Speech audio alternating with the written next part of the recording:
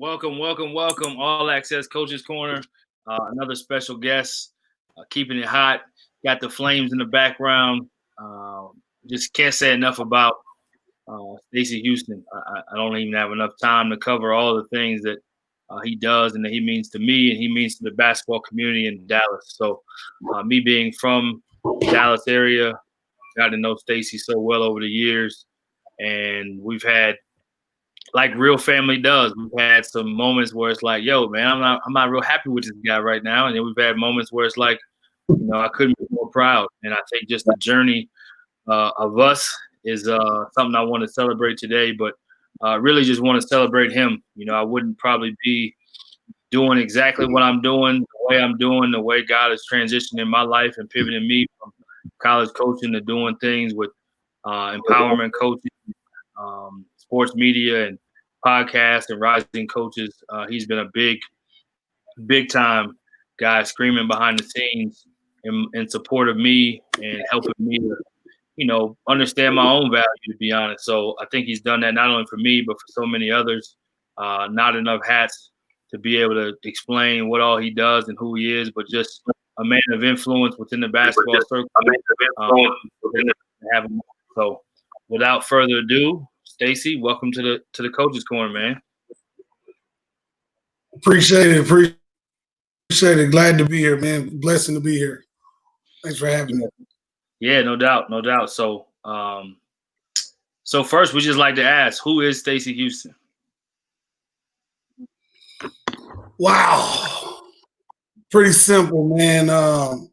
Just an individual that's about growth, empowerment, individuality, and creativity. Just want to see people just do well and do what I can to help them accomplish those goals. That's really who Stacy Houston is, man. Yeah, I love it. So tell us about family real quick, and then we'll kind of segue into the rest of it. Tell us about your family. Wife, a daughter, 32, 3 grandgirls. Was fortunate enough to have my son for 17 years before he was tragically killed in a train accident. But now it's just me and 5 women. Yeah. Me and 5 women. Balancing you out. Yeah. That's different. That's really different. So I love every moment of it, man. It's a challenge. I enjoy putting smiles on their faces. I'm difficult to deal with at times. They know that. So they know when I'm in my space, they stay in their space. So we figure it out. No doubt. I know all about that. So we'll talk about Kobe Bryant a little bit more, but following his footsteps as a girl dad, he made girl dad cool for all of us. So it's a hashtag. He really did. Yeah. It's a hashtag slogan. So now dads that have a house full of women can take a different kind of pride and bravado with it because of the mama. Mm-hmm. So I have 2 daughters, a wife, and 1 on the way. So I can definitely relate. So as we talk about Kobe, and you mentioned your son, we'll talk about his legacy a bunch because you still represent that to this day. And he's a figure in the Dallas community that me and you were talking about this off air and yesterday before we got on. And, it's hard to ever compare anybody to Kobe Bryant as far as his impact after he is no longer with us. And I think, like you said, so many people are still gripping the idea that Kobe's no longer with us. But I just thought, and I still think to this day, he's probably the most beloved athlete that maybe has ever played because of who he was after he finished and who he was. He showed us a whole different side of him and how he's impacted so many lives since his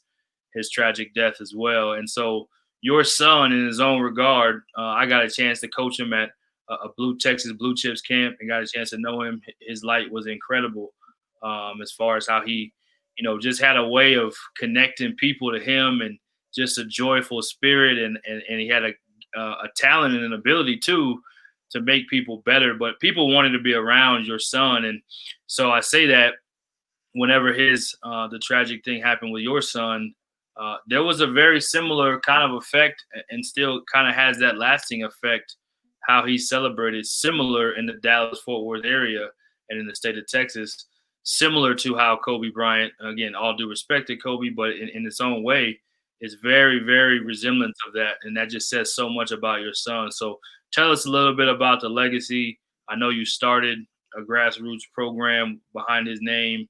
You've done a lot of charity events behind his name and put on different games and had a lot of different impact from his passing. So whatever you would feel comfortable sharing, we'd love to hear.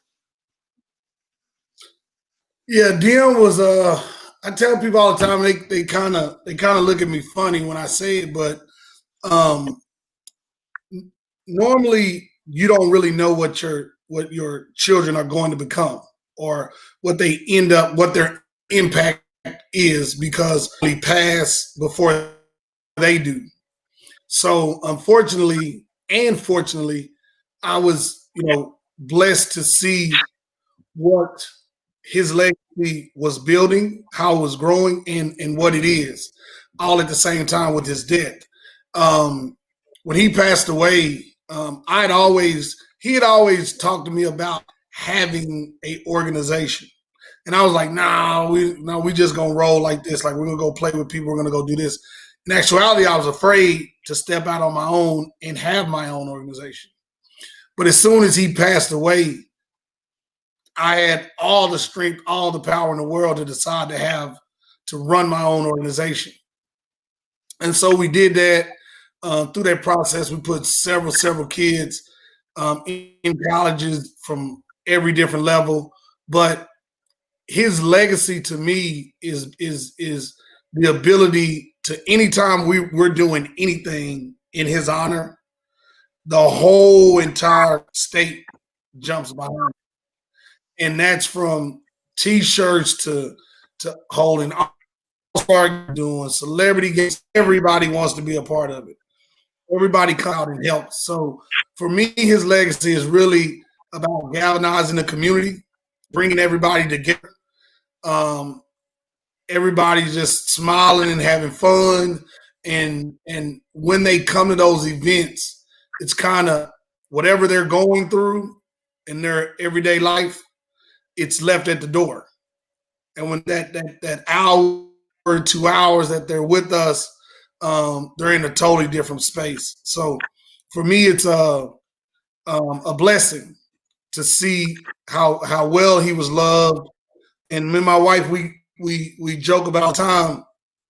All I knew Dion was, Dad, these shoes are coming out. Dad, I need to get these shoes. I need to get this. I need to get that. And so at one point, I thought he was just selfish. Just it was all about him. But once he passed away, we had so many different testimonies, man, of kids saying he shared his lunch with me. He gave me this. He gave me these shoes. And one story I like to share with everybody, we're going in and we're cleaning his room.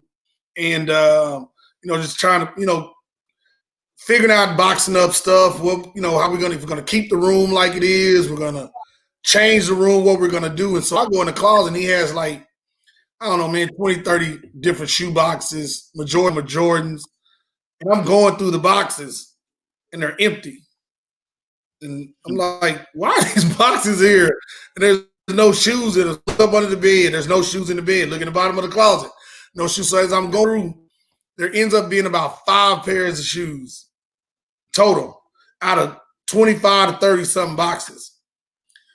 But as we're going after the funeral, after kids are starting to call, say, hey, Dion gave me these shoes. Do you want them back in his memory?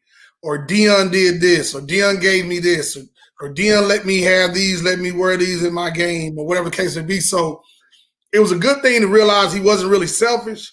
He was asking for us to continue to buy him shoes because he was giving them away. So that was something that was really touching, to realize that he was listening, he was watching what me and my wife do and giving back and sharing and trying to help people, because we didn't see that on a daily basis because all he did was ask us for stuff. But there was a reason why he was asking for stuff. There was a reason why he needed $10 a day for lunch, and lunch is only like $3 because he's sharing and buying people stuff and sharing stuff with people. So I think his legacy will live on. Of course, I wear 5s on everything. We do different T-shirt drives for the community. All the monies go back to the community, things like that. So it's a blessing, man. It's a blessing.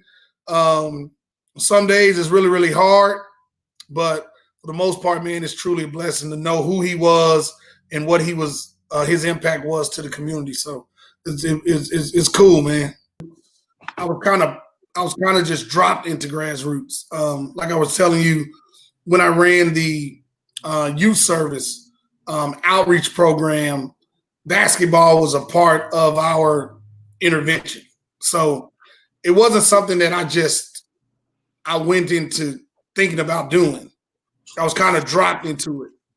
And so as we continued to build that program, I was then introduced to summer basketball, which was totally different from when I played. Because when I played, you paid your $35, you signed up for a team, they put you on the team. You couldn't play with more than 3 guys from your high school. And if you were good enough, you got picked to go play in the All-Star games. And then that was it. And then your summer was over and you played at the recreation centers and the parks all day. So when I got introduced to AAU basketball, I was like, okay, well, what is this? And so once I got into it, kind of started, running into people that I had played against, running into people that, from Little League football and stuff like that. So Grassroots was something that I had no idea about. I was kind of plopped into it. And once I got into it, I saw how it could really help young men and women in our community. So I just jumped heads in on it. And so have been a part of a lot of great programs. Team Texas, Texas Blue Chips were 2 programs that I was fortunate to coach under. My son played with, very influential programs. And so what I saw with it was it gave me an opportunity to meet people that could change individual lives that I came into contact with. And so that's how I approached it. So I approached it as never being just an AAU coach. I always wanted to grow in it, from being a coach to a director to, media, to advising. And that's kind of how, once I got into it, I just knew I don't want to be a coach. I don't just want to be a coach, but coaching is what got me started in it. That's where I learned all the ropes, learned everything, learned a lot of stuff about it, met a lot of people. And those relationships that I met as a coach are now even more powerful now, because the majority of those coaches I met at that time, they are national championship coaches now. They have 2 or 3 championships, and they're highly respected, Power 5 conference coaches. And I met a lot of assistant coaches, guys who were basketball ops guys at the time. Some were even players in colleges. Now they're college coaches. So it was a gradual growth planned. It wasn't something that it just happened and happened and happened. I always knew I wanted to grow. I didn't want to just be a coach, just be a director. I wanted to be someone that could make a difference. And the only way you do that is by evolving. You don't do that by staying in one position or one area. You have to strive to evolve. And so that's my daily journey, man, evolving. Yeah, that leads us right into our next one. So, obviously I've been able to see it. I've seen you. I think the first time I met Stacy Houston, it was in a gym at Grand Prairie. And I was in junior college at Collin County recruiting Lindsey Hewley. Yep. And he ended up going to He ended up going to Seminole State, and he ended up going to Weber State. And I coached against him when I was at Utah. But I say that I remember that then, and then from then you've evolved continually and continue to kind of stay, kind of like we said, ahead of the curve, and continue to. I mean, most of the time people just do one thing, and that's kind of what they do, and they coach, and that's what it is. But you've kind of switched into multiple different lanes. So credit to you for your versatility on that and being ahead of, again, forward thinking for sure. My question to you would be, what would you say the difference when you hear these two words? How would you break down kind of how it applies to you, the idea of evolving versus arriving?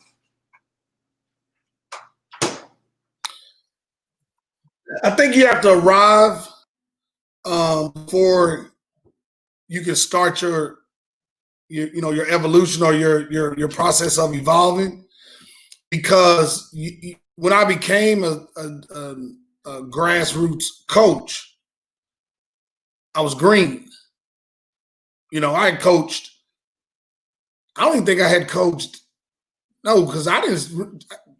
I coached the high school guys' varsity team before I ever even coached a youth team, like Dion's team. Dion was 3 years old when I started coaching, so that was like my first opportunity to even coach, to learn. So I went through the process of coaching, understanding personalities, understanding parents, understanding all those things, and so I had to arrive as a coach first. I had to almost master that or become at least even good at it, and productive at it in order to even move to a different lane. So once I got that down and now I became more intrigued about how do you get a scholarship? How do you go to college? What are the parameters for doing all of that, right? And so I think when you say what's the difference between arriving and evolving is you can be really good at something, right? And you can stay there at just doing that. I think that's arriving. I think evolving is taking that, what you've gotten, you become really good at, and add to that. You don't necessarily have to stop doing it. You don't necessarily have to quit on it, but in order to evolve, I just believe you have to be good at something, and then you're going to build on that, right? And if you think about it, I haven't changed the foundation. The foundation is still grassroots, right? It's still basketball, right? I'm just doing different lanes in basketball. It's right. Like I talk to a lot of guys about the NBA. You may not be an NBA player, but that doesn't mean you can't be an NBA trainer. That doesn't mean you can't be an equipment manager. That doesn't mean you can't be a videographer for them. There's so many other lanes in the NBA, an agent. But in those lanes that you jump in initially, you want to try to evolve. If you're a coach, a lot of coaches try to become GMs. You know what I'm saying? And then they try to become presidents, of organizations. So I think that's it. You arrive in a spot, you figure out what you want to do, and then to evolve is going to the next level. And that's what I've never been a complacent player person. I've never been a person that I'm selling for what I have right now. I'm always looking to have more. I'm always looking to do more. And so I think that's why I always evolve. And I don't ever want, I'm one of those individuals where I'm big on passing the torch. Yep. Like when you do something for so long and you get really good at it, I want to pass it on to somebody else so they can have their chance to do what they need to do and then move on to the next thing for themselves. Right. I never want to hog a situation. So like now we just started Jared Culver's basketball organization, right? So what I did with Dion's basketball organization, I shut it down, and now we just do community service with his foundation. We do no basketball. So everything that we do now is in the community, giving back, food, help building homes, all that kinds of stuff. That's what we do now with Dion's foundation. But with Jared's foundation, we're going to do a collaboration of everything. But it's starting with the basketball. So I moved my organization out of the way in order for Jared, who's now in the NBA, to start his basketball organization and for him to grow his. And I have the blueprint on how to do it.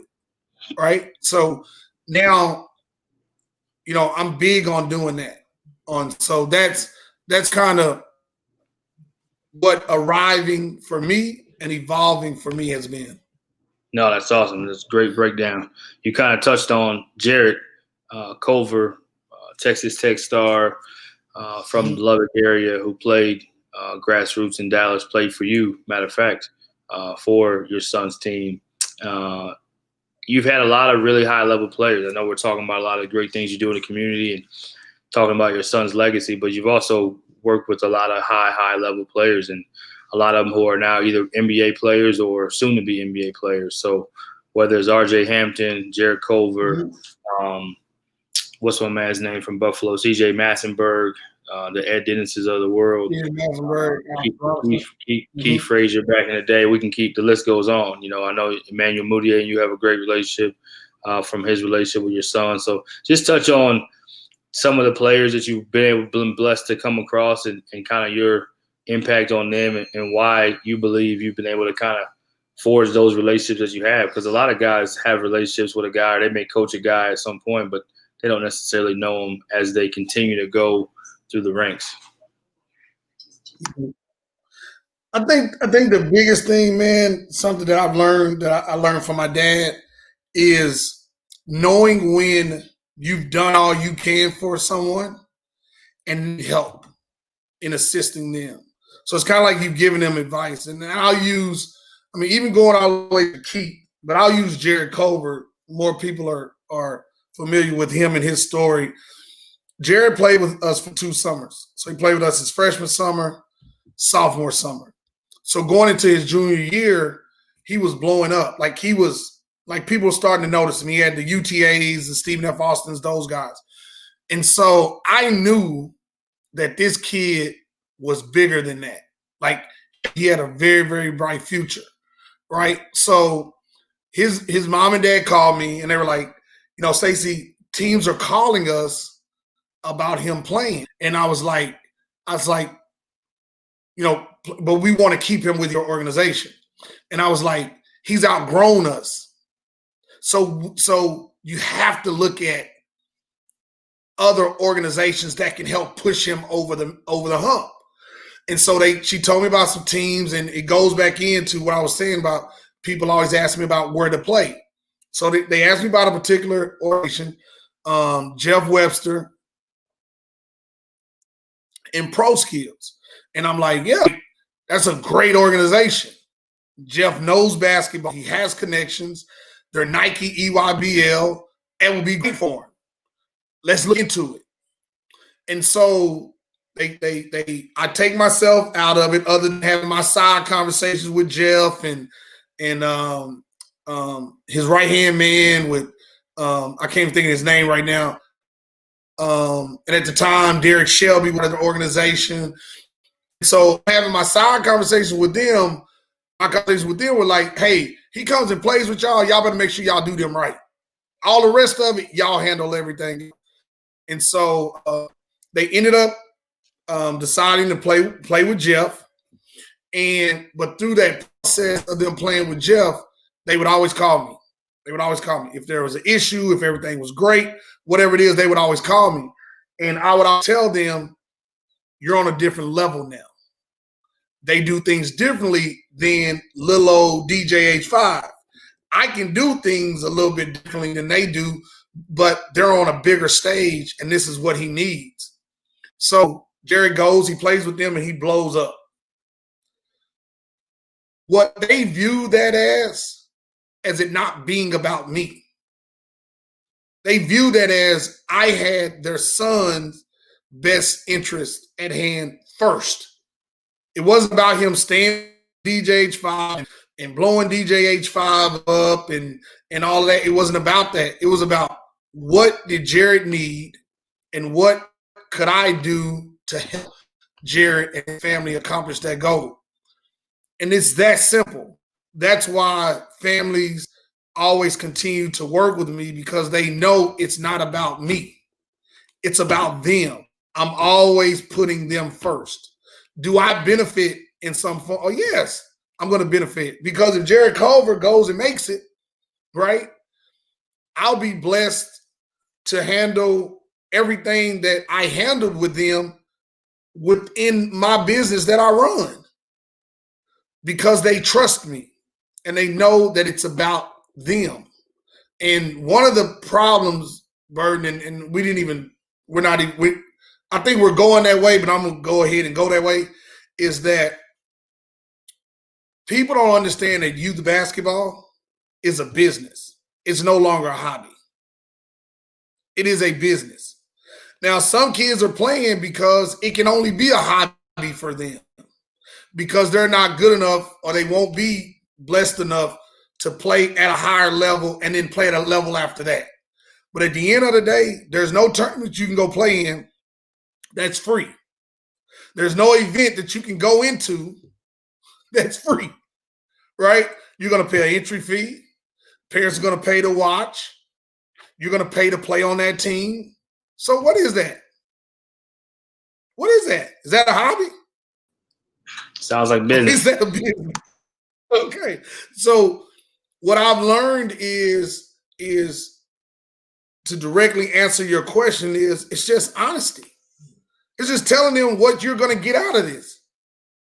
If Jared goes and does this and he blows up, that helped me build my relationship and trust with them, to come and tell me, you're going to help us find our agent. You're going to help us find our financial advisor. You're going to help advise my son when he can't figure something out. We're going to call you. You're going to run his basketball organization. You're going to be a consultant on the foundation. That's why. Because they know it's not about me. It's about them. But yes, I will benefit in some form or fashion. And so that's why I'm able to keep those relationships. RJ Hampton, been a part of his growth process since the 8th grade. But I don't make decisions for them. I didn't make decisions for Jared Culver. I don't make decisions for CJ Maskenberg, or Ed Dennis, or Jalen Harris, who I'm working with now. I don't make decisions with them. I provide information to help them make educated decisions. And I do it by putting them first. It's not about Stacy Houston. It's about the family. So when you say, how do I cultivate and keep those relationships? That's why. It's real simple. They know where I'm coming from. They know what I'm there for and why I'm there. They have no questions about, they're not wondering, okay, well, you say you're doing it for the kids. Well, right. If I'm doing it for the kids, I can't come back to you and say, well, hey, if you go and do this, then this is going to happen for me. No, this is a business. And they understand that going in. So there's no, our lanes don't get crossed up. We don't get crossed up because they know going in what it is. And that's why I have a lot of high school kids and parents who reach out and want me to help them through that process. And I always tell them, it's about you. It's not about me. I'm going to win just because I'm associated with you. My reputation, my resume is going to grow, which in fact gives me power with the powers that be. And I want you to know that. But if you don't empower me, then I can't help you, and you definitely don't help me. Right? So that's why I'm able to have those relationships, man. It's pure honesty. They know why I'm in the picture. And both sides are okay with that. And we move, we press on, and we steady pushing out success stories. Simple. No doubt. And you've continued to figure out how to help more people have success stories. I mean, Alex Robinson's another one that comes to mind, that was at A&M, then TCU, and now he's putting himself in a position where he's a legitimate NBA on a border guy. He decided not to do the G League this year. He's in Vienna right now. He's playing in Vienna right now. So he's gonna go over there for a year, build a resume, and then we're gonna come back and knock on the door of the NBA. CJ's gonna do another year if they have the G League this year. If not, we'll figure out some plans for him and try to help him do the things that he needs to do. But he's with a really good agency. He's with Clutch. So they're good at placing guys overseas and, very powerful in the NBA. So he's in a good situation too. Yeah, absolutely. I don't know if you remember who Jared Culver's first offer was, but when I was at the Deion Houston charity event, and Jared was there, I went back and asked him. He's like, you know what? I do remember. It was you guys at Lamar when you were at Lamar. So yeah, Jared, And what a great Lamar, family. first What off, a yeah, great story. USA and We go back. UGA follow right behind you. Yeah, Yeah, UGA follow right behind. Yeah, yep, we go back, yep, and they then follow next right thing you know, behind. he blows up. So yeah, happy for him, happy for his family.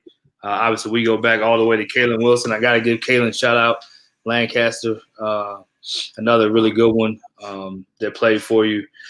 So yeah, I was going to ask you, man. So many times it happens where we're not able to kind of let people know certain parts about us because they only have a perception. So if you were to say what's something great about Stacy Houston, or what's something that people don't know that maybe you would want them to know, that maybe don't get to know you as well, what would you say that would be?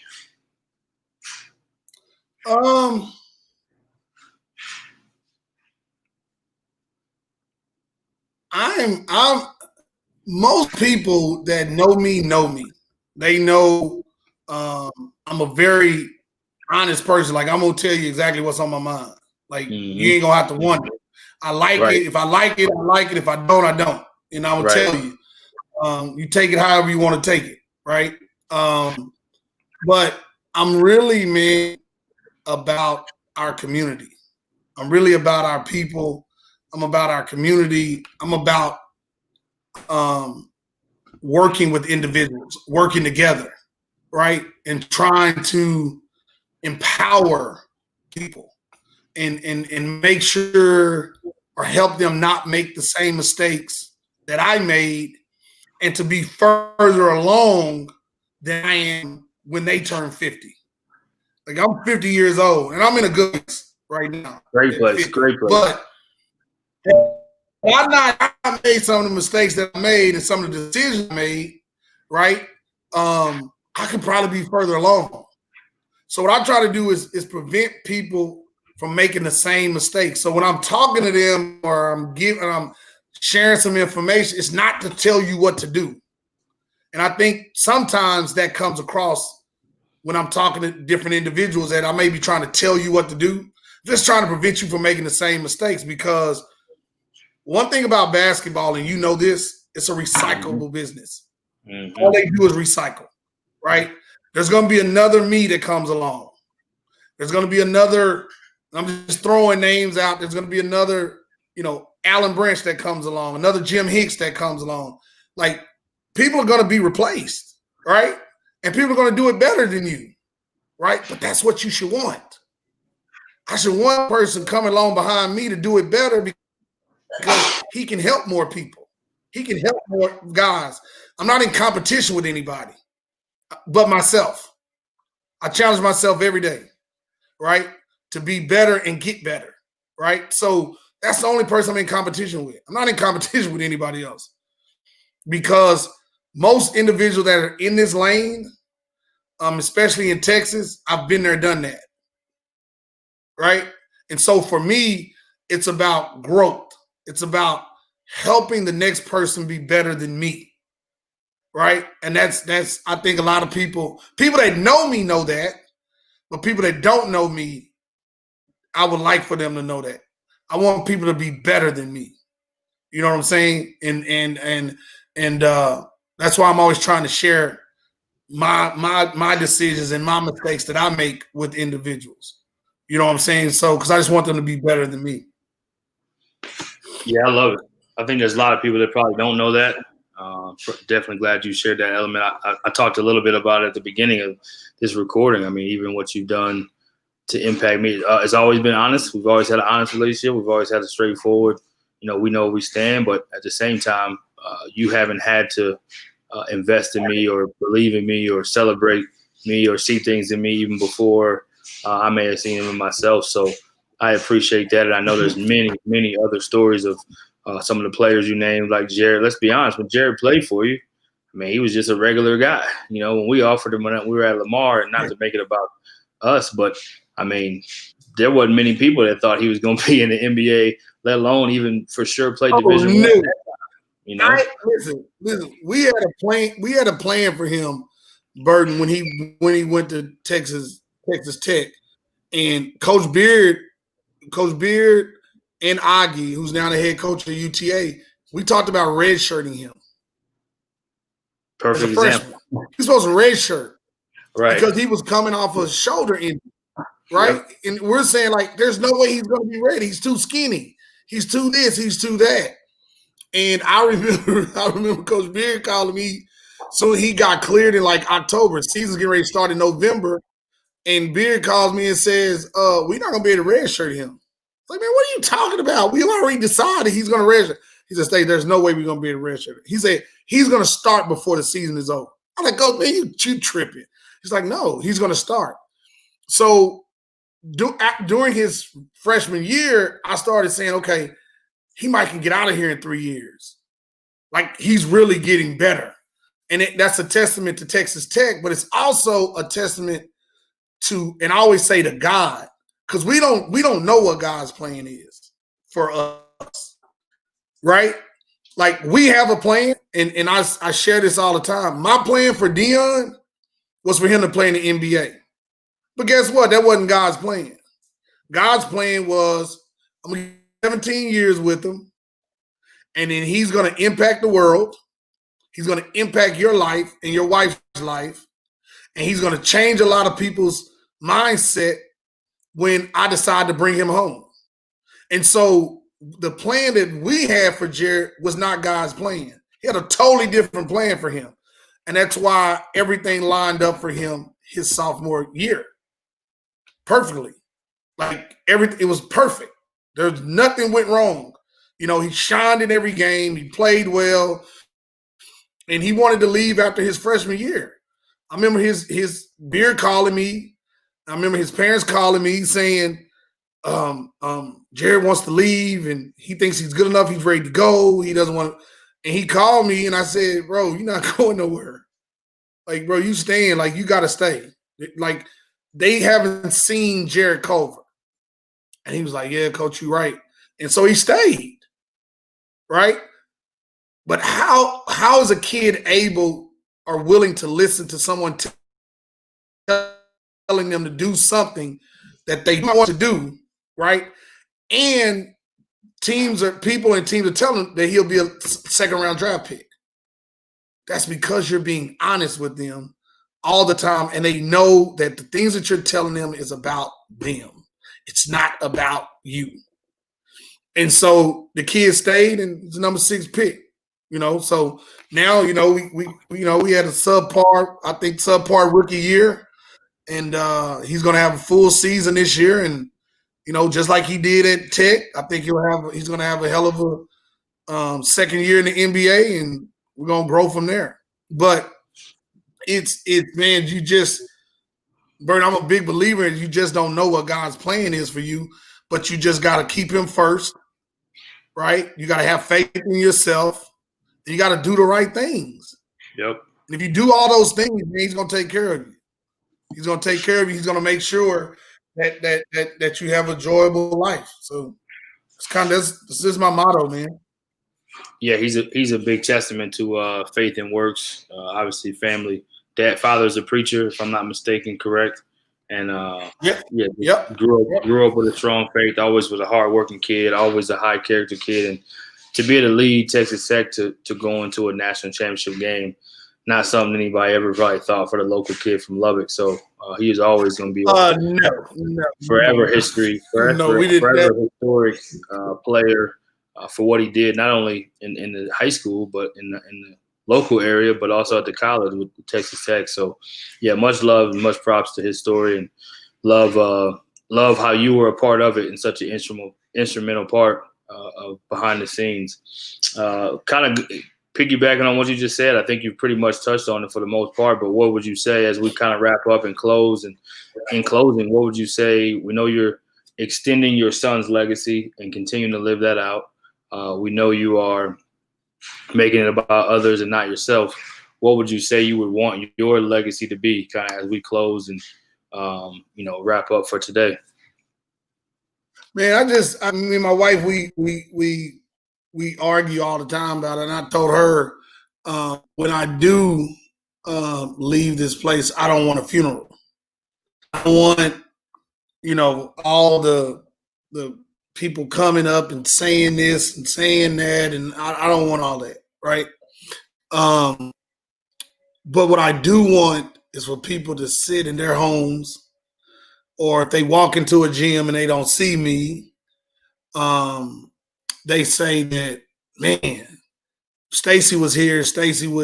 He'd be over there talking to so and so, or he'd be over there doing this.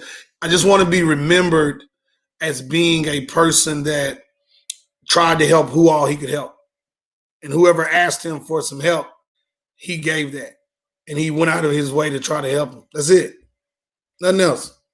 Real simple. That's it. No big fanfare, no, he was this, he was that, he was this. Just, man, that dude tried to help everybody that he could. He tried to bring the community together, to work together, do events together, show them that we can do things. We don't have to have outside sources coming in, doing things. And that's it, man. That's really it.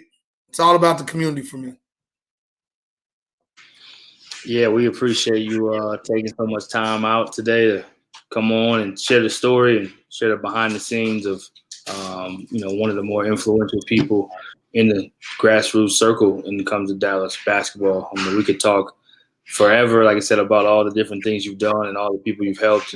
But definitely appreciate you coming on. Definitely just want to give you a chance to give your last few words closing as we kind of move out, and be safe, everyone, of course, and keep up the great work, Stacy. I'm super grateful to you. I had to have you on because of how you've impacted me and our story. And plus, I just think, you do too much good, and you're not a guy who's looking for the credit, like you said. So wanted to be able to give you some of the flowers and give you some of the opportunity to be able to share more of your story and more of your narrative and more of your son's story. So, yeah, anything you want to close with, and then we'll wrap it up, man.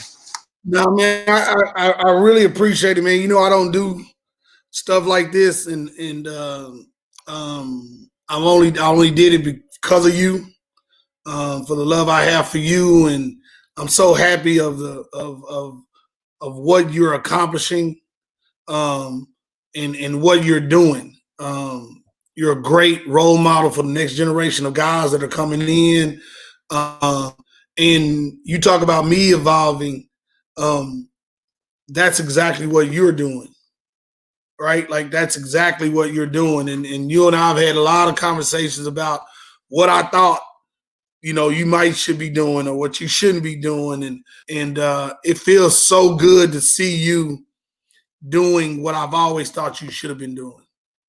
Right? Like leading a charge. And I salute you, man. Keep doing what you're doing, man. And I'm always next way.